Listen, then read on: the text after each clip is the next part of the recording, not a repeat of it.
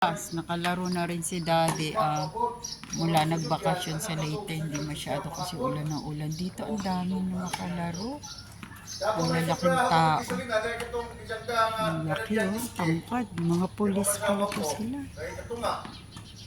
Galing Ano pa meron pa dito sa likod.